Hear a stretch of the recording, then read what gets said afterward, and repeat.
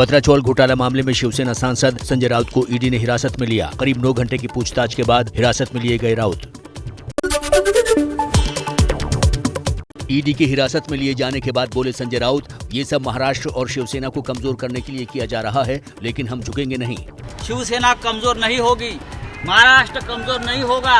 दूसरी बात, संजय राउत झुकेगा नहीं, न पार्टी छोड़ेगा, न शिवसेना छोड़ेगा।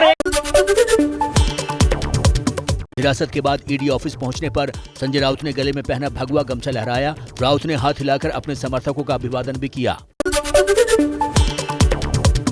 पिता संजय राउत का हौसला बढ़ाने के लिए ईडी ऑफिस के बाहर पहुंची उनकी छोटी बेटी विदिता। इस दौरान भावुक हुई विदिता।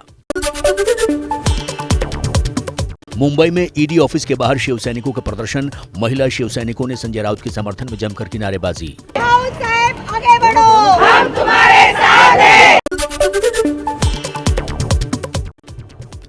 मुंबई में शिवसेना सांसद संजय राउत के घर ईडी का छापा। पत्राचौल घोटाले में छापेमारी। घर के बाहर समर्थकों ने किया हंगामा। मुंबई में शिवसेना सांसद संजय राउत के घर सुबह 7 बजे पहुंची ईडी की टीम। घर की तलाशी ली, दस्तावेज खंगाले।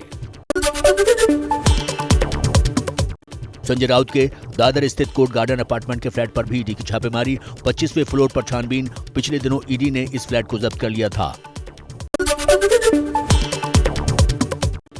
ईडी के एक्शन पर बोले संजय राउत, मैंने कोई घोटाला नहीं किया, किसी भी कार्रवाई से नहीं डरूंगा। संजय राउत के घर ईडी की छापेमारी पर महाराष्ट्र के सीएम एकनाथ शिंदे ने कहा, अगर बदले की भावना से कार्रवाई होती तो राउत को कोर्ट से राहत मिल गई होती, इसलिए हमारी या बीजेपी की तरफ उंगली न दिखाएं। नाही, काय कारवाई चौकशी चालू आहे ना, अटक होती। आता मला नाही माहित अटक, मी काय तिकडे अधिकारी नाही आहे, त्यामुळे ते ईडीची चौकशी सुरू आहे, त्यांची चौकशी होऊ द्या आणि बघा, ते तर म्हणालेत ना, मी काय केलेलं नाही, तर कर नाही, त्याला डर कशाला असली पाहिजे। संजय राउत पर ईडी की कार्रवाई पर एनसीपी नेता अजीत पवार ने कहा, एजेंसियां शिकायत मिलने पर जांच करती हैं, लेकिन राउत के मामले में ये बार बार हो रहा है, इसलिए इसके पीछे की सही वजह वही बता सकते हैं। शिवसेना प्रवक्ता आनंद दुबे ने ईडी की कार्रवाई की निंदा की। कहा, जब राउत ने लिखित में ईडी को बताया कि संसद सत्र चल रहा है, समय मिलने पर आऊंगा, तो फिर एक्शन क्यों? पता नहीं क्या आनंद फानंद में यह फैसला लिया गया। 10-10 ईडी के अधिकारी किसी के घर में आ जाते हैं सुबह 7 बजे। देश में हजारों लोगों पर ईडी के केसेस चल रहे हैं, उन्हें समन्स भेजे जाते हैं 2 बार, 4 बार, 10 बार, लेकिन ईडी किसी के घर में चली जाती है, ऐसा होता नहीं। ईडी के छापे पर कांग्रेस ने कहा, जांच एजेंसियों का गलत इस्तेमाल हो रहा है, विपक्ष संघर्ष के लिए तैयार है। इस देश की जनता जानती है कि क्या सच है और क्या झूठ है, तो इस तरह का जो वेंडेटा पॉलिटिक्स जो है उसको हम नकारते हैं, सिरे से ठुकराते हैं और हम संघर्ष के लिए तैयार हैं। बीजेपी नेता किरीट सोमैया का संजय राउत पर जोरदार हमला। बोले, दुबई में राउत किससे मिलते थे, ये सब चीजें बाहर आएंगी तो उन्हें आर्थर रोड जेल में नवाब मलिक का पड़ोसी बनने का सौभाग्य मिलेगा। दुबई में संजय राउत किससे मिले थे, ये सब चीजें जब बाहर आएगी तो मुझे विश्वास है आर्थर रोड जेल में नवाब मलिक के पड़ोसी बनने का सम्मान संजय राउत को मिलेगा। केंद्रीय मंत्री राव साहिब दानवे ने छापे की कार्रवाई को सही बताया। कहा, छापेमारी का राजनीति से कोई लेना देना नहीं। मुझे ऐसा लगता है कि सीबीआई हो या ईडी हो, ये अपनी स्वतंत्र कारोबार करती है, इससे राजनीति का कोई लेना देना नहीं है। महाराष्ट्र के अमरावती से निर्दलीय सांसद नवनीत राणा ने कहा, संजय राउत के पाप का घड़ा भरा है तो फूटेगा ही। आने वाले समय में राउत जेल भी जाएंगे। बोलते ना, पाप का घड़ा भरा है तो वो फूटेगा जरूर। और संजय राउत जी का आग लगी है तभी तो धुआं उठा है। संजय राउत जी ने इस पे स्पष्टीकरण देना चाहिए। पश्चिम बंगाल के हावड़ा में कैश के साथ पकड़े गए झारखंड कांग्रेस के तीनों विधायक इरफान अंसारी, राजेश कच्छप और नमन विक्सल को किया गया सस्पेंड। कल विधायकों की गाड़ी से 49 लाख रुपए हुए थे बरामद। कैश कांड में फंसे झारखंड के तीनों विधायकों को 10 दिन की पुलिस कस्टडी। रात भर चली पूछताछ में सवालों के सही जवाब न दे पाने के कारण हुई थी गिरफ्तारी। हावड़ा में कैश के साथ पकड़े गए विधायक इरफान अंसारी के भाई का दावा, इरफान के पास पैसों के दस्तावेज हैं। वो हर साल इस समय आदिवासी कार्यक्रम के लिए कपड़े खरीदने आते हैं। झारखंड कैश कांड पर कांग्रेस ने केंद्र सरकार पर बोला हमला। कहा झारखंड की चुनी हुई सरकार को गिराने की साजिश की जा रही है।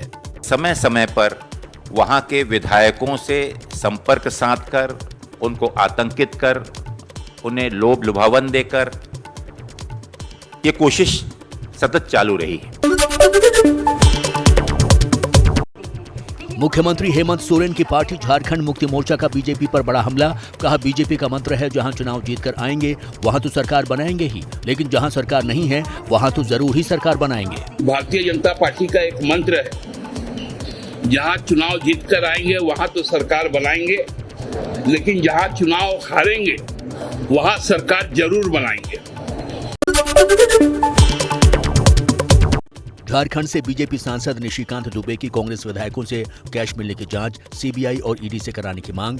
कहा झारखंड सरकार ने कांग्रेस तोड़ने की साजिश रची। अर्पिता मुखर्जी के घर से बरामद करोड़ों रुपए से पार्थ चैटर्जी का किनारा। कहा ये मेरे पैसे नहीं हैं। साजिश के सवाल पर पार्थ बोले समय आने पर आप समझ जाएंगे। पश्चिम बंगाल के शिक्षक भर्ती घोटाले में नया खुलासा। अर्पिता मुखर्जी के फ्रीज बैंक अकाउंट से 8 करोड़ रुपए मिले। ईडी की पूछताछ में अर्पिता ने बताया पार्थ चैटर्जी के हैं सारे पैसे। ममता सरकार के पूर्व मंत्री पार्थ चैटर्जी और उनके करीबी अर्पिता मुखर्जी की गिरफ्तारी के बाद सामने आ रही है नई जानकारी। ईडी को बीरभूम में अर्पिता का एक और घर मिला। आईएसआईएस को लेकर एनआईए ने 6 राज्यों में 13 जगहों पर मारा छापा। एनआईए की टीम को छापेमारी के दौरान कई आपत्तिजनक दस्तावेज और इलेक्ट्रॉनिक डिवाइसें मिली। सूत्रों के मुताबिक दिल्ली में अभी 1 महीने और चलेगी नई आबकारी नीति। ऐसा इसलिए क्योंकि पुरानी आबकारी नीति के हिसाब से सरकारी शराब दुकानों को खुलने में महीने भर का समय लग सकता है। इससे पहले केजरीवाल सरकार ने 1 अगस्त से पुरानी पॉलिसी लागू करने की कही थी बात। बेंगलुरु के फाजिल मर्डर केस में पहली गिरफ्तारी। हत्या में इस्तेमाल कार का मालिक अजीत गिरफ्तार। सीसीटीवी में कैद हुई थी कार। जम्मू कश्मीर के बारामूला में सेना के डॉग एक्सेल को दी गई श्रद्धांजलि। कल आतंकियों से मुठभेड़ के दौरान एक्सेल ने अपनी जान गंवा दी थी।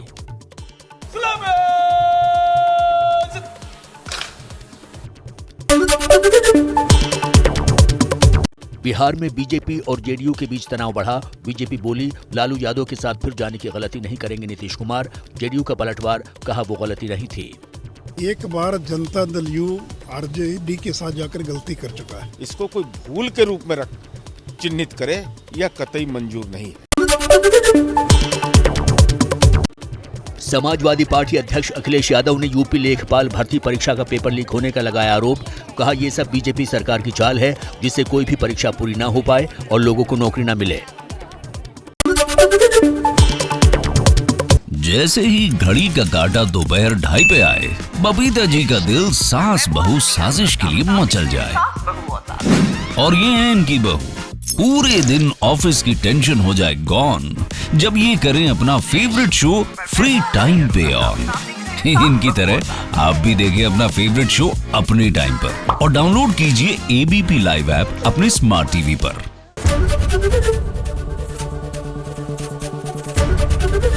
एबीपी न्यूज आपको रखे आगे।